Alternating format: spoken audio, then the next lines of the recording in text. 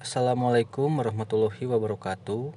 Selamat datang kembali di channel saya, di channel tentang info update tentang program PKH. Nah, di sini saya akan menjelaskan tentang PKH, kenapa ada KPM yang belum cair di tahap 4, bahkan di tahap 3 tidak cair atau tidak masuk ke dalam SP2D. Nah, sebelum memasuki informasinya, terima kasih saya ucapkan kembali. Ayo di subscribe channel ini, di like, komen, dan juga dibagikan kepada KPM yang lain supaya informasi ini dapat diterima dan juga dapat bermanfaat untuk KPM PKH semuanya. Nah, untuk tahap 4 sebenarnya SP2D-nya itu diambil dari SP2D atau dari final closing tahap 3. Jadi, apabila di tahap 3 cair, maka di tahap 4 pun cair. Dan juga apabila di tahap 4 tidak cair, otomatis tahap 4 juga tidak cair. Maka mengapa demikian? Karena SP2D data bayar yang digunakan di tahap 4 itu diambil langsung dari tahap 3 tanpa adanya perubahan ataupun pemutakhiran. Jadi ketika tahap 3 cairnya misalkan 750, maka tahap 4 juga akan sama. Jadi ketika ada yang naik jenjang pada saat itu bulan Agustus, ataupun yang sudah lulus, ataupun yang berubah bansosnya misalnya dari balita ke SD, maka tetap sama pembayarannya seperti tahap 3. Jadi tidak ada perubahan di tahap 4.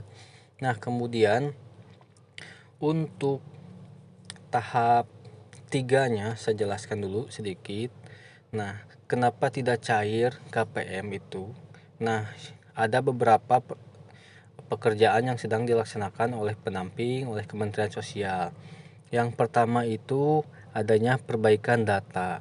Nah, perbaikan data ini dilakukan oleh Bu Menteri Bu Risma, yaitu tentang data-data KPM supaya real di lapangan, kemudian juga terdaftar atau valid di Dukcapil. Nah, perbaikan data ini meliputi yang pertama, yang paling banyak itu yaitu validasi NIK KPM PKH di PKH dan juga dengan Dukcapil.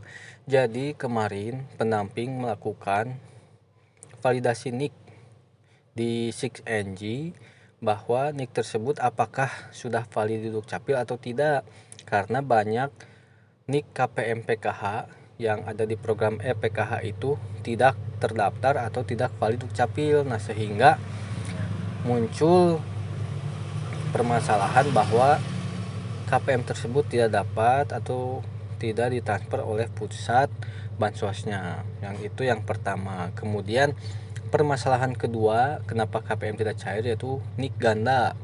Nah, artinya di sini ada beberapa KPM yang NIK-nya sama dengan orang lain. Nah, ini saya juga tidak tahu kenapa bisa begitu, tetapi saya juga mengalami ketika memvalidasi NIK KPM, ternyata NIK-nya sudah terdaftar atau sudah digunakan oleh orang lain.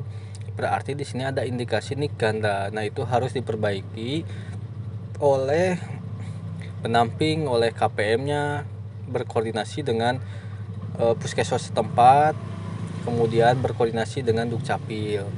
Nah, selanjutnya juga KPM tidak masuk dalam DTKS. Nah, ini juga temuan bahwa KPM PKH itu ternyata di DTKS-nya tidak masuk. Jadi KPM tersebut tidak mempunyai ID DTKS, sehingga ketika pencairan namanya tidak masuk ke dalam SP2D tahap 3. Kemudian NIK tidak padan, ini juga sama ya, NIK tidak padan itu, jadi NIK-nya itu sebenarnya sudah sesuai dengan KTP. Tetapi ketika dipadankan dengan Dukcapil, ternyata NIK-nya tidak valid atau tidak padan dengan Dukcapil. Nah, kemudian apakah kedepannya akan cair lagi atau tidak? Nah, ini untuk KPM yang tidak cair di tahap 3 sekaligus tahap 4. Apakah nanti tahap 1 tahun 2022 itu akan cair lagi? Nah, ini masih Saya belum mendapat informasi selengkapnya, tetapi yang penting sekarang pendamping sedang berusaha untuk memperbaiki nik-nik KPM, utamanya yang tidak cair, yang belum padan, supaya nanti tahap 1 2022 masuk ke dalam SP2D.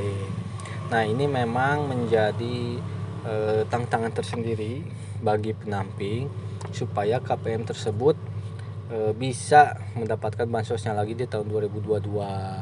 Nah, karena untuk tahun 2022 ini biasanya tahap 1 itu kalau sesuai jadwal itu awal Januari, di rentang tanggal 1 sampai tanggal 10-an.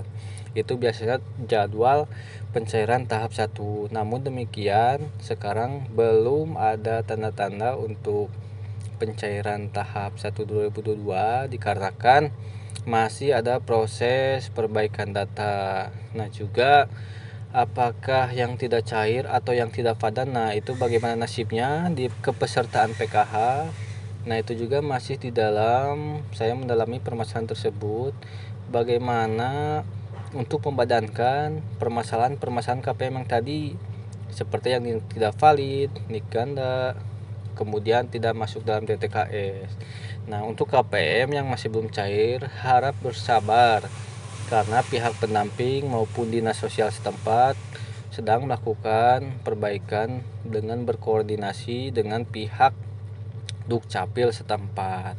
Nah, sekarang sebentar lagi akan di awal Januari seharusnya sudah muncul lagi SP2D untuk tahap 1 2022. Mudah-mudahan ada kebijakan terbaru ataupun solusi yang diberikan oleh pemerintah pusat terhadap KPM yang tidak cair.